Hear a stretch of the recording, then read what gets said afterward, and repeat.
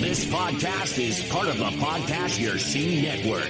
Visit us at www.podcastyourscene.com. You know, the local media has an agenda that they're going to serve. I don't know who's in charge of it or what it is, if it's like a headless monster. Why? Is a question. Walking backwards. Something sacred. I don't know the names of the crew songs. Those Running in CDs you circles. Just pop in and let play. Sea of Glass. The flight and the fall. I love Ozzy. I think he's the true definition of a rock star. So keep off on your speakers. Anybody else have any interesting stories they don't want on the show? God, come after the fall. Hey, this is John Lane from the thriving metropolis of Leechburg, Pennsylvania. The Pennsylvania Rock Show, featuring the best unsigned rock that Pennsylvania has to offer. What's the story this week? Am I fucking your world? And I'm fucked up on my sick pill.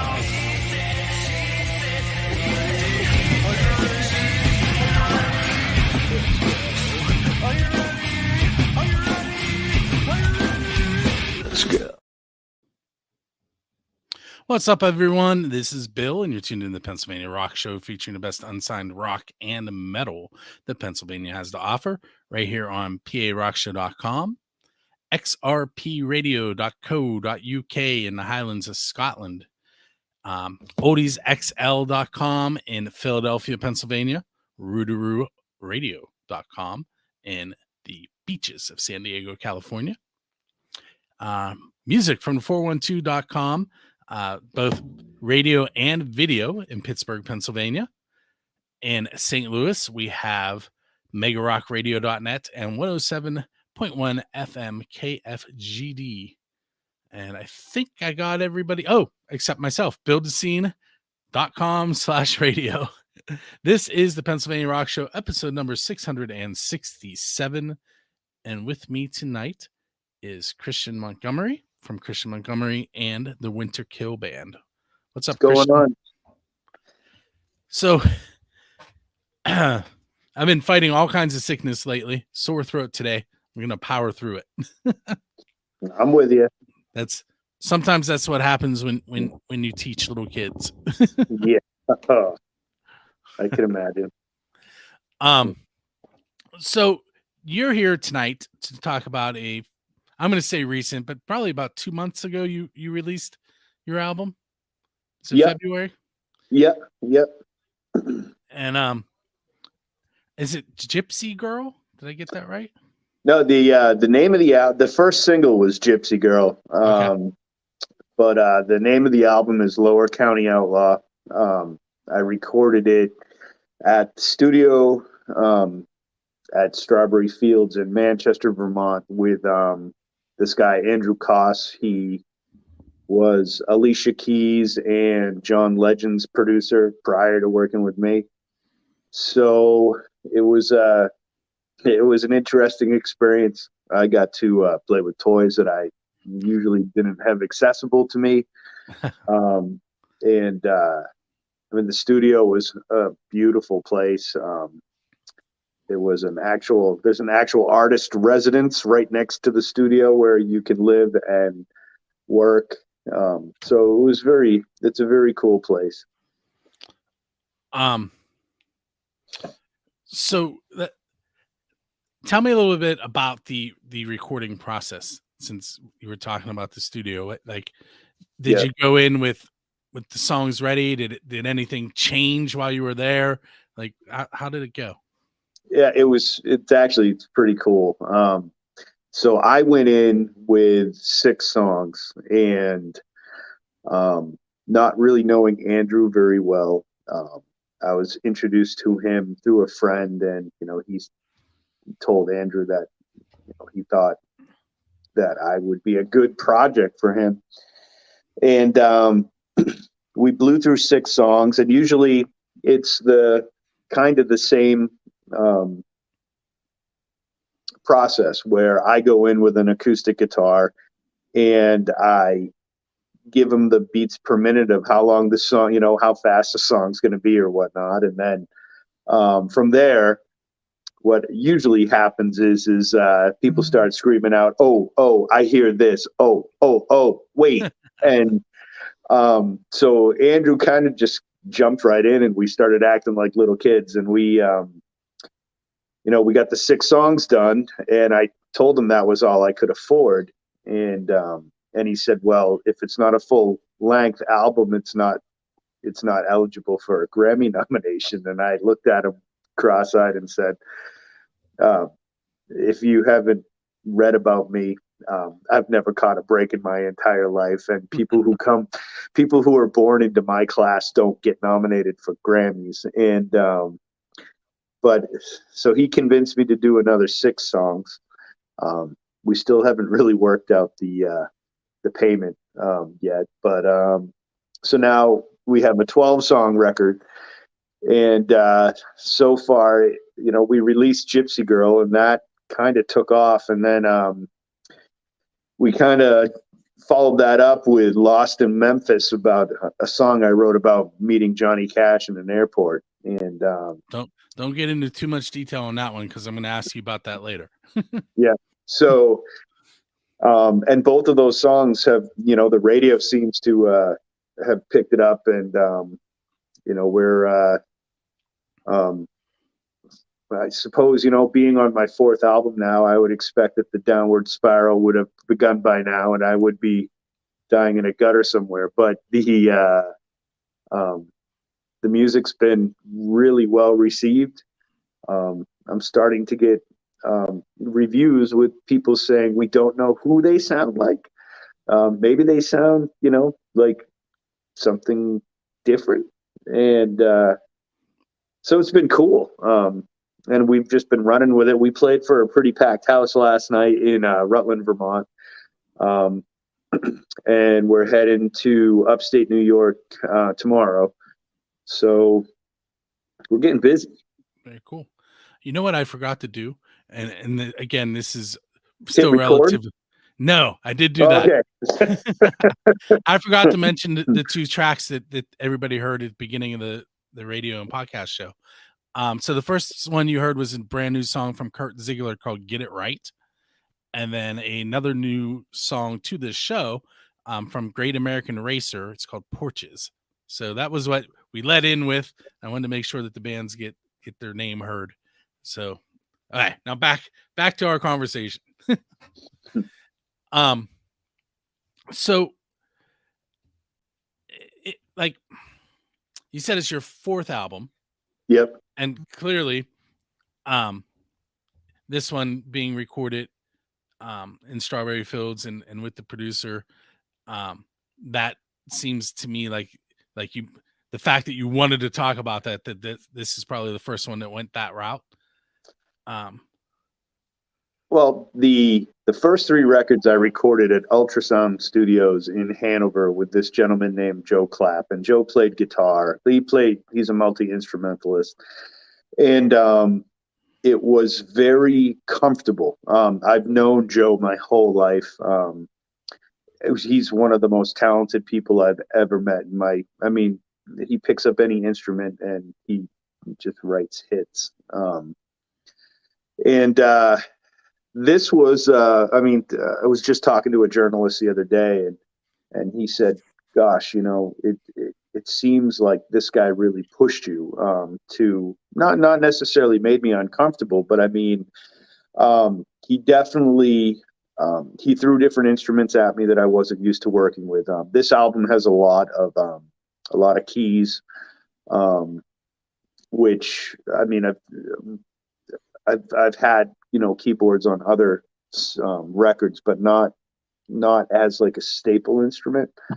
I've always been a more guitars guy, and a lot of layered vocals, and this was very performance oriented. I can't tell you how many times Andrew said, "Can you give me one more of those? Can you give me one more of those? Can you give me one more of those?" So it was definitely, the equipment that we got to use, so it was all state of the art stuff, and He has a very nice studio.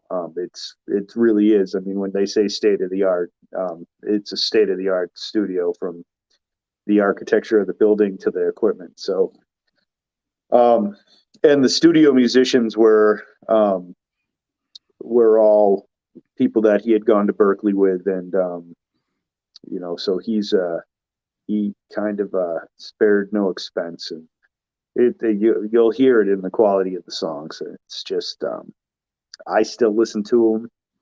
It's only been a couple of weeks old, really, and I still hear something different every time I listen to it. And I think that was kind of Andrew's plan, was to snuck all this stuff in there, So,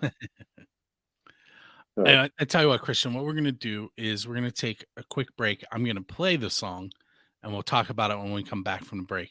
I'm going to play two tracks. We're going to play the Jeremy Edge Project Sunrise, and we're going to follow that with Christian Montgomery and the Winter Kill Band, Lost in Memphis, and we'll come back and talk about it. Those of you on the video side, you're going to see something a little different than that, but we'll be right back. The Pennsylvania Rock Show live Mondays on Music from the 412. Join host or not. Let me try that again.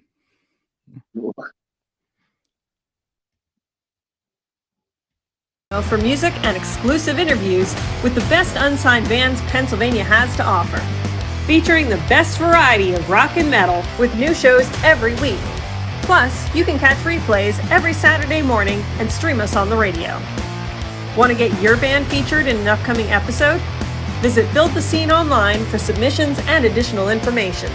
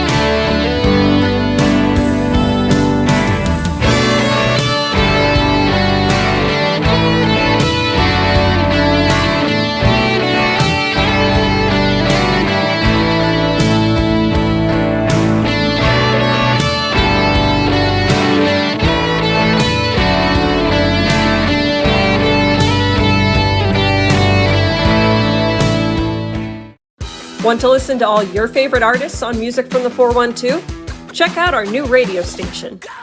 Listen to Music from the 412 radio online or stream to your favorite smart device. Our station offers variety like no other, playing tracks from original, local, and national artists. Plus, you can submit your own original music for a chance to be featured on our 24/7 station. All music, all the time. Tune in to Music from the 412 radio today.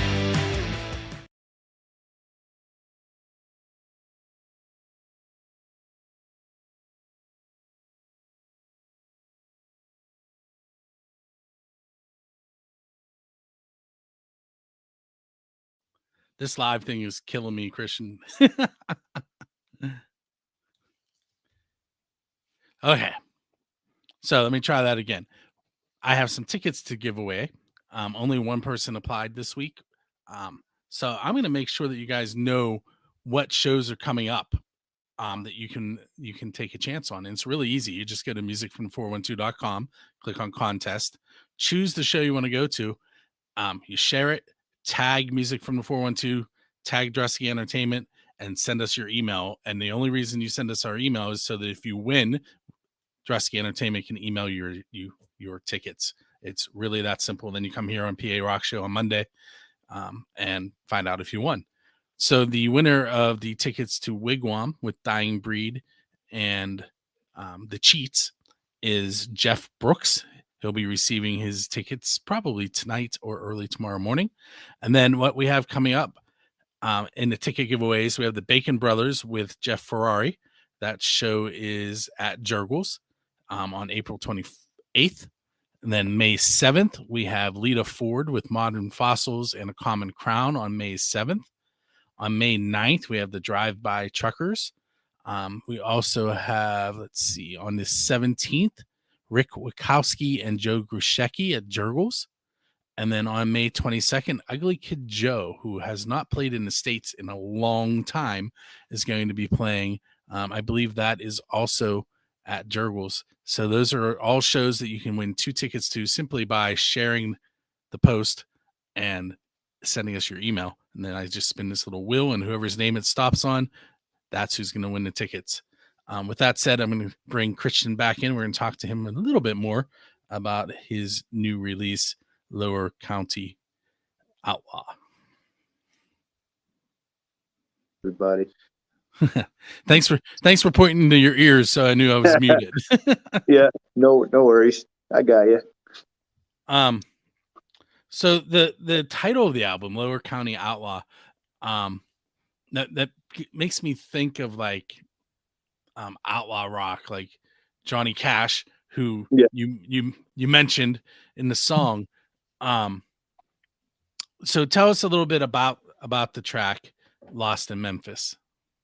So it was kind of just a cool guitar riff that I was messing around with, and the lyrics happened. I had run into Johnny Cash in a airport in Tennessee, and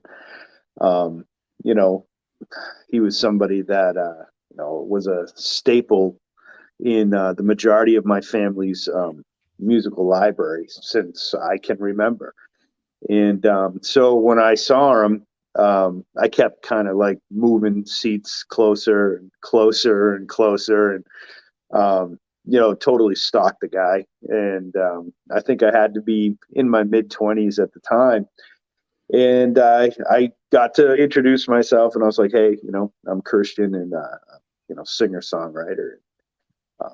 And he said, what are you doing? And I said, well, I've been asked to go record a song in Nashville. And so I was going to en route to that destination, and he said something about, oh yeah, coming down here to Nashville with all the horns and who's. And I kind of thought about it, like, for whatever reason back then, I was thinking, steer and cattle and horses. And I think, looking back at it, he wasn't that, he was making a biblical reference of listen, kid, whatever you do, don't sell your soul. Oh, that's perfect. You just led me into one of my questions. Yeah. It was a very overwhelming experience, and it was something that I don't know, I'll always remember, because growing up poor, I've always told people, the best bit of advice I could ever give any artist is don't take your talent for granted, because there is somebody with half of your ability out there, but with 10 times more resources, who's going to take your spot in line, because that's how the world works. You're going to get stepped over and stepped on by, the aristocracy of the world.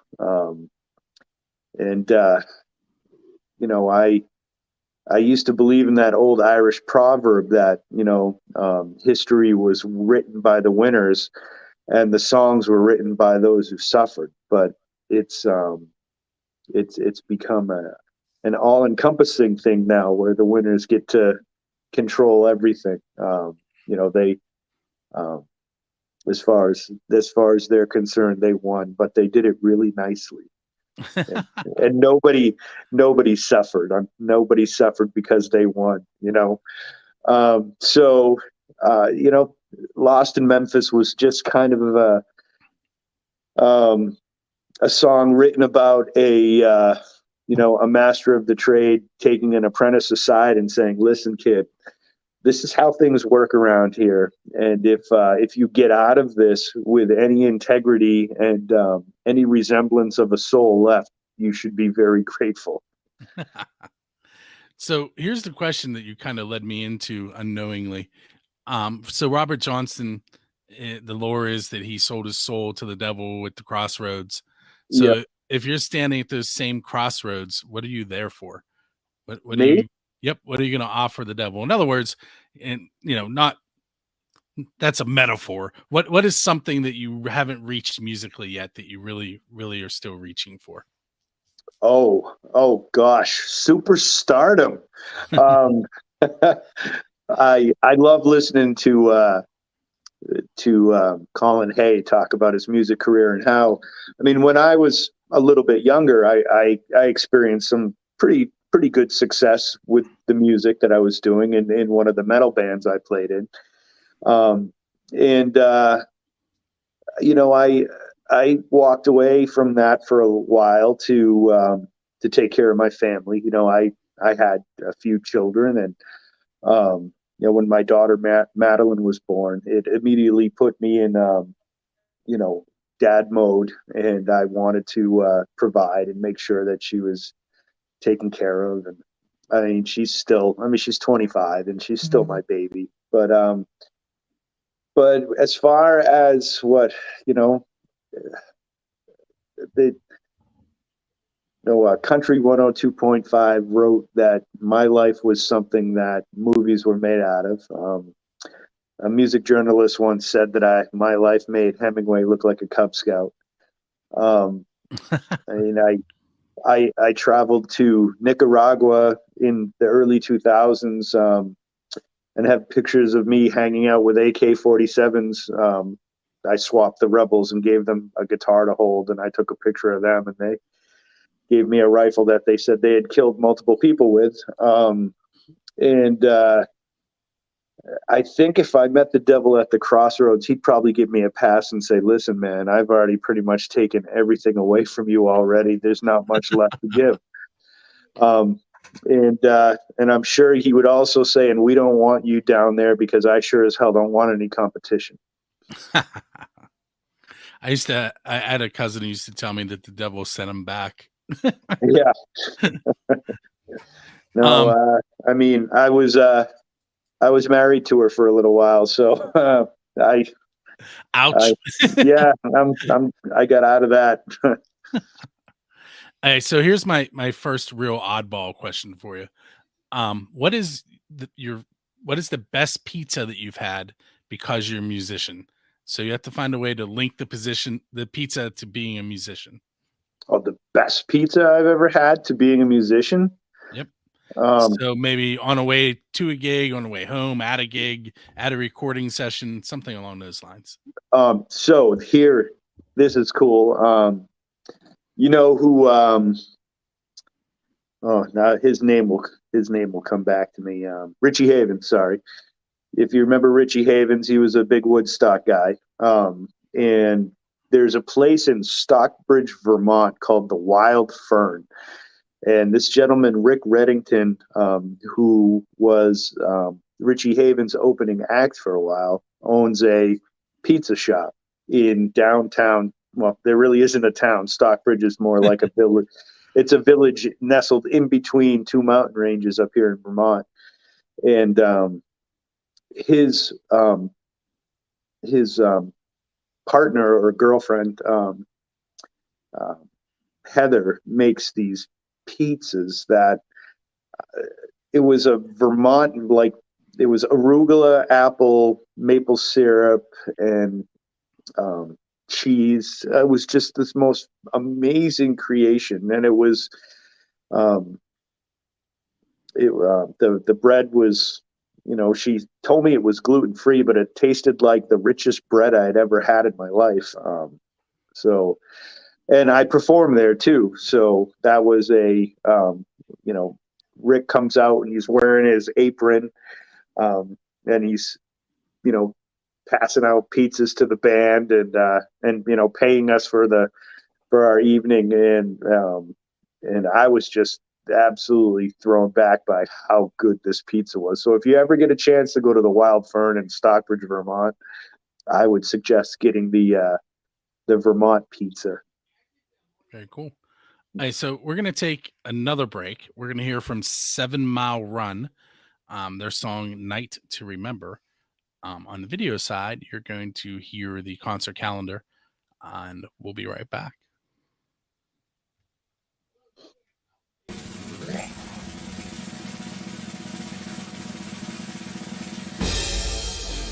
Hey everyone, it's Bill from Music from 412 with your concert calendar for April 18th through the 30th, brought to you by BuildTheScene.com and FirstAngelMedia.com.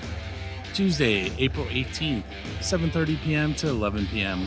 Mustard Service with Trenton Antle, The Roof, and Ryan Wright, the Hard Rock Cafe in Pittsburgh, $15. Friday, April 21st, 7:30 p.m. Heroes Bar and Grill Open Mic Night Series with your hosts Cheech and Redneck. Saturday, April 22nd, 2023, 7 p.m. to 10 p.m. It's the Regal Suite Pornos at CWP Beer Barge. Curtis and the Shakers at 8 p.m. 2023 CD release party at Moondogs, $8. Sunday, April 23rd, 2 p.m. Western Pennsylvania Blues Society's 18th Annual Blues Challenge at the Coriopolis VFW. Monday, April 24th at 6 p.m. Wigwam with special guests Dying Breed and the Cheats, $25. That is at Jurgles. 9 p.m. Broom. It's a live interview for the Pennsylvania Rock Show on musicfrom412.com. Friday, April 28th, 6 p.m. The Bacon Brothers, Jurgles Rhythm Grill with Mark Ferrari. 7 p.m. Sunny Days and the Weathermen, Helsinki Bus Station, and the Maple Waves at Squirrel Hill Sports Bar, $10 cover. 7:30 p.m. Heroes Bar and Grill, Katanning, Friday night open mics, and the host is Terry Lee Spencer. 10 p.m. The legendary Hucklebucks with 13 Bends at McGarvey's Bar and Grill. Saturday, April 29th, 6 p.m. Draxus Book of Life CD release party at Night Courts in Ford City. 7 p.m. Harry Von Zell's Creed Moores and Pink Gin Marabas at the Government Center. 8 p.m. to 11 p.m. at Moondogs, Bill Toms, and Hard Rain, $15 cover. 8 p.m. to 11 p.m. Medusa's Disco with legendary Hucklebucks at Squirrel Hill Sports Bar in Squirrel Hill. That is a $15 cover. Sunday, April 30th, 2 p.m. to 6 p.m. The PA Band Initiative Jam Sundays at Steamworks Creative. We also have your chance to win 2 tickets to select upcoming Drusky Entertainment shows, including Wigwam with Dying Breed and the Cheats on Monday, April 24th. I'm going to go ahead and cut that part off because I already talked about what shows were coming up. I have to there you go, Christian. I got you. So anyway, that is the concert calendar for the next 2 weeks. That will air both on the radio side of Music from the 412 and the TV side, just like this show does. Let me get us switched around here. There we go. Hey, so we're into segment 3. I'm going to throw some more oddball questions at you. Kiss once played in a bay in Australia to great white sharks, and Metallica once played in Antarctica. What is a non-standard venue that you would like to play at? Non-standard venue. Well, I've played on the ocean. I've played on a boat. I would like to play in a natural amphitheater in the mountains. That would be kick-ass. Get that natural mountain reverb going. I might have to add that there is one in Stockbridge, Vermont at the Wild Fern that I didn't get to play at outside because it was winter. So I might be able to make that dream come true this summer. Cool. So you mentioning winter brought me back to the band name, and I know I asked you this on 3 Questions in a Song, but what does Winter Kill Band mean? So one of my good buddies is we go hunting, and he is a member of the Wampanoag Tribal Council. They're the Native Americans that met the Pilgrims. Basically, they're the reason why the Anglo-Saxons were able to survive and ultimately destroy North America. But he and I go hunting every year, and every year he kills a bigger deer than me. It's just in his blood. He knows everything about them, and he is just a master of the trade when it comes to that. But we were walking through the forest, and we came upon a group of about 12 dead yearling deer. That it was just the snow that season had just been too deep, and the coyotes were able to just pick them off. And he said something to the effect of how it was the worst winter kill he had ever seen. And I immediately just put winter kill and playing rock and roll to get through the winter together. And so the winter kill band kind of became a metaphor for killing off the winter until the warm weather returned, and that we could find other things to do than sit in a bar and listen to me sing. Now you mentioned on the album that you use studio musicians. Is there an actual band that goes out with you? Yeah. Right now I am performing with a gentleman named James Pesler, who plays drums. Jake Hill plays bass, and John Clark plays guitar. We have a keyboard player who comes and sits in on occasion when he's not working with the famous bands that he's with, and he's willing to take a pay cut to play with me. He usually shows up too. But I mean, he's played with Hall & Oates and a bunch of other players too, but he's a pretty humble guy. And then Andrew Koss, my producer, also plays drums, and he comes and sits in on some shows and plays drums. That's kind of like a little bit of the deal as far as compensation is. Now that we're coming out of the post-COVID world, he was like, this is a band and some songs that I would, like to, maybe put a little bit more effort into. And I mean, he's, like I said before, he's produced, John Legend and Alicia Keys and all these famous people. I think it's just nice for him to be able to play with a nobody like me, and be inconspicuous. I think it just makes him feel more like a working class guy. What is something embarrassing that's happened to you on stage? That's embarrassing. Well, I want to make a joke and say, don't ever trust a fart, but but that hasn't happened. So I'm a type 1 diabetic, and so when my blood sugars get high, I can take some insulin and it brings me back down. And the feeling of a high blood sugar is often kind of like your heart just races a little bit. You know what's happening. But when you have a really low, so I've had a very low blood sugar on stage, and that's when you almost pass out and you get a little loopy. And I'm not of the age yet where that should be noticeable. But there was a show where at the last song, I was just letting loose. And for about the last 30 seconds of the song, I was looking at my guitar player saying, "What the hell are we doing here again?" and he was like, "You need to drink a Pepsi." It was, that was pretty embarrassing. That was like an old man moment. But it was kind of like just a one-time thing. It doesn't happen a lot. It's just when I'm like really getting into stuff and exercising hard, running around the stage, things could get, Could cause my blood sugar to drop, but I'm good now. Let's say you're leaving a gig and there's a DeLorean sitting there with its door open and a flux capacitor in the back seat.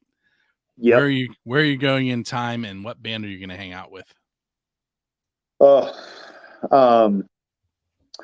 but it's definitely going to be the Beatles. It would have to probably be like right around their last record, so I could kind of watch the process of them falling apart and trying to kill each other. I would love to have been there for some of their more dysfunctional moments, because I'm sure that they had a lot of them, but I don't think we get to hear about them.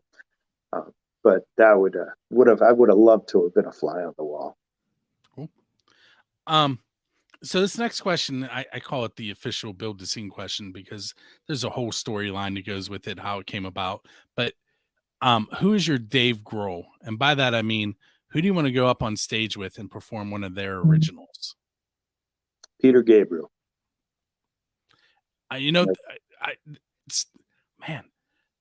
Someone just gave me that answer. I can't remember if it was on 3 Questions in a Song or on the PA Rock Show, but like in the last week, that's the second time that answer has come up. Why Peter Gabriel? So, I mean, it's a huge toss up between Peter Gabriel and Tom Petty, but, as a working guy, Peter Gabriel, for somebody like me, should probably be a little taboo, because, I mean, his great grandfather was the mayor of London, and, he comes from a long line of sirs and lords and, people of privilege. But Pete has always seemed to have been able to overcome his lot in life to be able to look at the world from a third person's point of view and describe what he's writing about perfectly. I find his songwriting to be just about as honest as it can be. I think he's genuine. I listen really hard to music, and I think I can sometimes tell you right off the bat, this guy's full of shit, or this or this guy is, he's writing someone else's story. But I think Peter's written his own. I think he's done a very good job documenting his life. I got to see him play with Sting during the Rock, Paper, Scissors tour right before COVID. And I just find him to be genuine. And I find his bandmates, like Tony Levin is one of my all-time favorite bass players. They're just these people who have completely immersed themselves in their trade, in music. And that's something I've tried to emulate to a certain degree of, is writing honest songs about things that have actually happened to me. And completely immersing myself in it and making sure that I have lived every single one of my songs. So yeah, Pete's definitely up there. I mean, there's not very many artists that can bring me to tears, and he's done it on several occasions. So I have just one more question for you. Where can the listeners and viewers find your music online? We are everywhere. My name's spelled with a K. It's a Danish spelling. My father is from Copenhagen. So it's Christian Montgomery and the Winterkill Band. And, we're on Facebook. We're on Instagram, Twitter.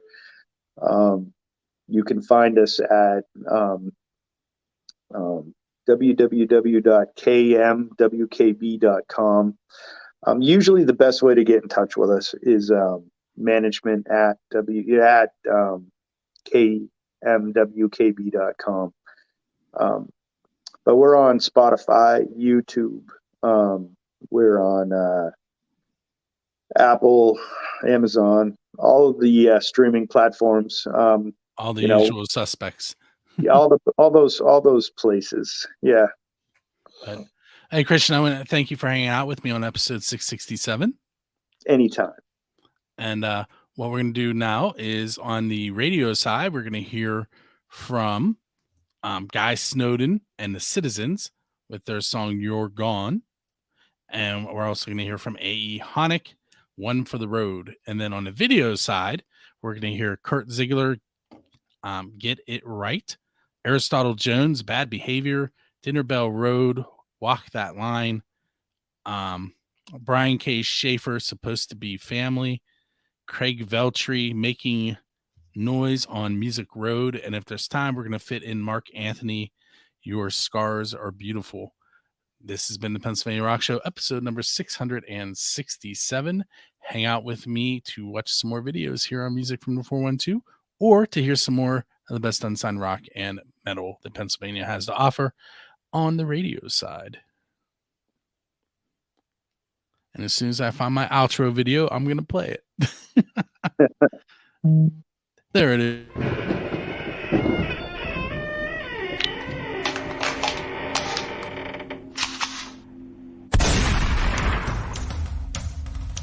This episode of the Pennsylvania Rock Show has ended, but be sure to subscribe to be introduced to more of the best unsigned rock and metal that Pennsylvania has to offer. Don't forget to rate, review the show, and we'll see you on the next episode.